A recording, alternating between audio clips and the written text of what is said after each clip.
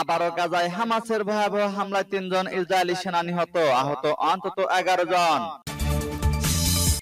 আরো বিস্তারিত জানিয়ে দিব। এদিকে গাজায় ব্রিটিশ সেনা মোতায়েন হলে তারা লক্ষ্যবস্তুতে পরিণত হবে, হুঁশিয়ারি পপুলার ফ্রন্টের। এবার রাশিয়াকে সামরিক সহায়তা, চীনকে নিষেধাজ্ঞার হুমকি মার্কিন পররাষ্ট্রমন্ত্রীর। এদিকে রুশ হামলায় পিছু হটতে শুরু করেছে ইউক্রেন, দাবি রিপোর্টে। আরো জানিয়ে দিব, এবার কেউ এখন আর ইউক্রেনের সেনাবাহিনীতে যোগ দিতে ইচ্ছুক নয়, দাবি রিপোর্টে। এদিকে গাজা ইস্যুতে ব্যর্থতার পরিচয় দিয়েছে আন্তর্জাতিক সম্প্রদায়, দাবি সৌদির। এবার জর্ডান ও ইসরায়েল সফরে যাচ্ছেন মার্কিন পররাষ্ট্রমন্ত্রী। এবং সর্বশেষে জানিয়ে দিব, এদিকে ফিলিস্তিনকে স্বীকৃতি দিতে সম্মত ইউরোপীয় ইউনিয়ন। শুনছিলেন সংবাদ শিরোনাম, এখন বিস্তারিত। তবে তার আগে অনুরোধ থাকবে, এই ভিডিওতে একটি লাইক দিন এবং কমেন্টস করে জানিয়ে দিন আপনি কোন জেলা থেকে বা কোথা থেকে আমাদের সাথে যুক্ত রয়েছেন। এবং সংবাদের সর্বশেষ গুরুত্বপূর্ণ আপডেট পেতে চ্যানেলটি সাবস্ক্রাইব করে আমাদের সঙ্গেই থাকুন। আবারও গাজায় হামাসের ভয়াবহ হামলায় ৩ জন ইসরায়েলি সেনা নিহত, আহত অন্তত ১১ জন। অবরুদ্ধ গাজা উপত্যকার কেন্দ্রীয় এলাকায় প্রতিরোধ যোদ্ধাদের হামলায় অন্তত ৩ জন ইসরায়েলি সেনা নিহত হয়েছে। এই ঘটনায় আহত হয়েছে আরো ১১ জনের বেশি ইসরায়েলি সেনা। ইসরায়েলি গণমাধ্যম জানিয়েছে, নিহত ৩ সেনা ইসরায়েলের রিজার্ভ ফোর্সের ৯৯তম ডিভিশনের সদস্য। তারা নেতজারিম তল্লাশি চৌকির কাছে নিহত হয়েছে। একই ঘটনায় আরো ১১ জন ইসরায়েলি সেনা আহত হয়েছে। আহত বেশ কয়েকজন সেনাকে হেলিকপ্টারে করে দ্রুত গাজা থেকে সরিয়ে নেওয়া হয়, আর বাকিদেরকে রণাঙ্গনে বসে চিকিৎসা দেওয়া হয়েছে বলে জানিয়েছে ইসরায়েলি গণমাধ্যম। হামাসের সশস্ত্র শাখা আল কাসাম ব্রিগেড জানিয়েছে, তারা নেতজারিমে ইসরায়েলি কমান্ডো সেন্টার লক্ষ্য করে ভারী মর্টার শেল নিক্ষেপ করে। এখন পর্যন্ত গাজায় স্থল অভিযানে গিয়ে ২৬০ জন ইসরায়েলি সেনা নিহত হয়েছে। এদিকে গাজায় ব্রিটিশ সেনা মোতায়েন হলে তারা লক্ষ্যবস্তুতে পরিণত হবে, হুঁশিয়ারি পপুলার ফ্রন্টের। ফিলিস্তিনের popular front for the liberation of Palestine সতর্ক করে বলেছে, যদি গাজা উপত্যকায় ব্রিটিশ সেনা মোতায়েন করা হয় তাহলে তাদেরকে লক্ষ্যবস্তুতে পরিণত করা হবে। সামা নিউজের তথ্য অনুসারে পিএফএলপি এক বিবৃতিতে বলেছে, গাজা উপত্যকার ভূমি অথবা উপকূল জুড়ে ব্রিটেন কিংবা যে কোনো দেশকে সেনা মোতায়েনের ব্যাপারে সতর্ক করা হচ্ছে।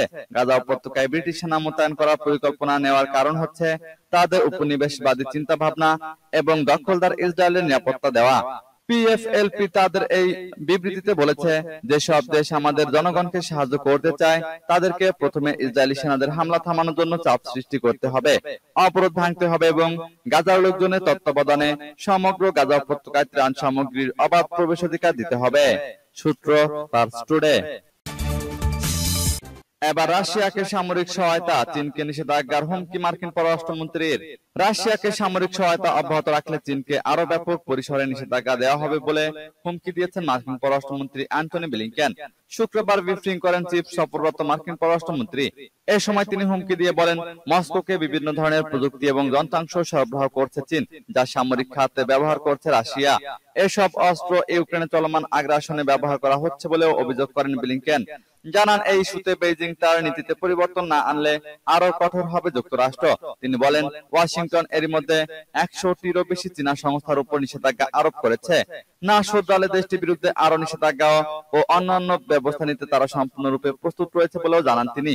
প্রসঙ্গত, সিনাই যুদ্ধের পর থেকে ইউরোপের নিরাপত্তায় সবচেয়ে বড় হুমকি সৃষ্টিতে ইন্ধন যোগাচ্ছে চীন, বিশেষ করে রাশিয়াকে সহায়তার ক্ষেত্রে। আমরা এরই মধ্যে মস্কোকে সহায়তায় জড়িত এমন কিছু চীনা প্রতিষ্ঠানের বিরুদ্ধে ব্যবস্থা নিয়েছি। চীন যদি নিজেদের অবস্থানে পরিবর্তন না আনে তাহলে আমরা ব্যবস্থা নেব। এদিকে রুশ হামলায় পিছু হটতে শুরু করেছে ইউক্রেন, দাবি রিপোর্টে। রাশিয়ার অব্যাহত হামলায় টিকতে না পেরে পিছু হটছেন ইউক্রেনের সেনারা। অনেক জায়গা থেকে সরে যেতে বাধ্য হচ্ছেন তারা।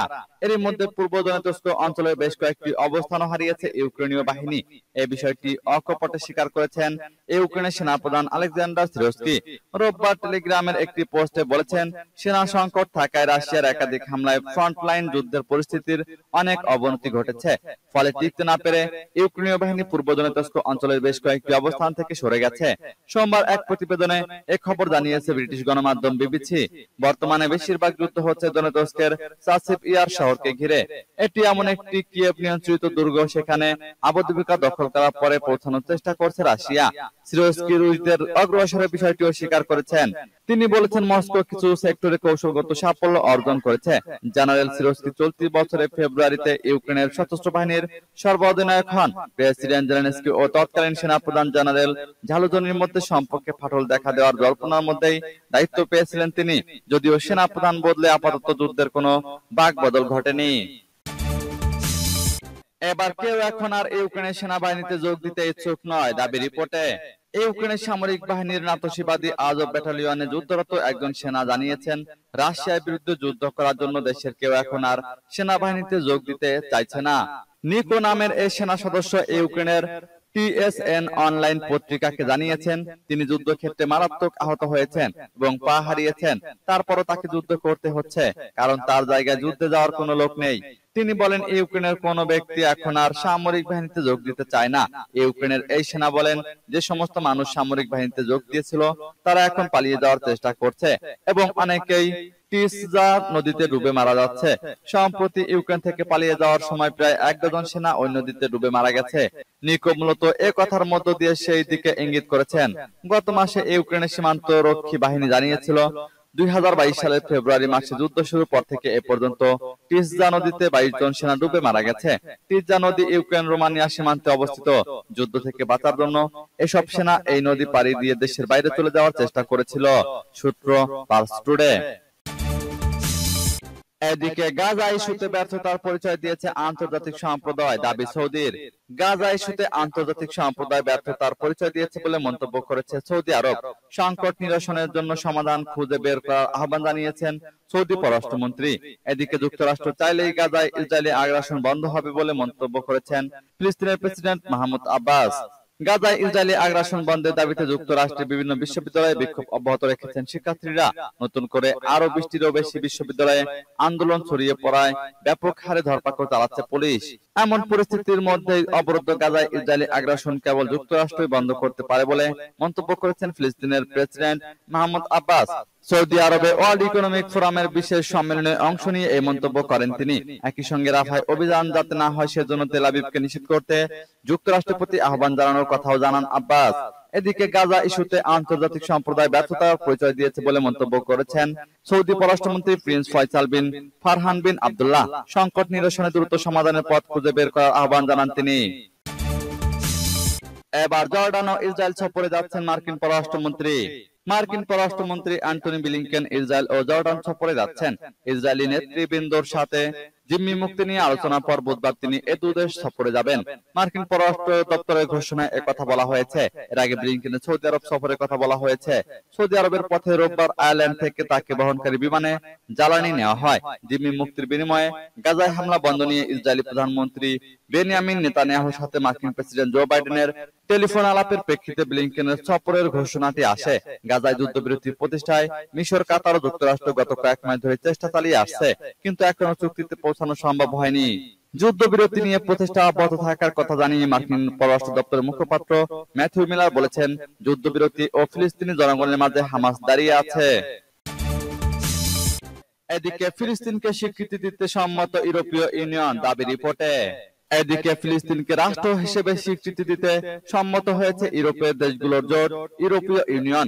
আগামী মে মাস শেষ হওয়ার আগেই জোটের অধিকাংশ দেশ ফিলিস্তিনকে স্বীকৃতি দেবে বলে আশা করা হচ্ছে।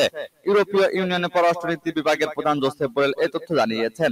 সৌদি আরবের রাজধানী রিয়াদে চলছে বিশ্বের বৃহত্তম অর্থনৈতিক জোট ওয়ার্ল্ড ইকোনমিক ফোরামের বিশেষ সম্মেলন।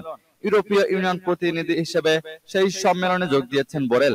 সম্মেলনের অবসরে সোমবার সাংবাদিকদের সঙ্গে মত বিনিময়কালে তিনি বলেন, ইউরোপীয় ইউনিয়ন সদস্য স্পেন, আয়ারল্যান্ড, মাল্টা এবং স্লোভেনিয়া এক্ষেত্রে সবচেয়ে এগিয়ে। গত মার্চে এসব দেশ জানিয়েছিল ফিলিস্তিনকে রাষ্ট্র হিসেবে স্বীকৃতি দিতে কাজ করছে তারা। সূত্র আল আরাবিয়া।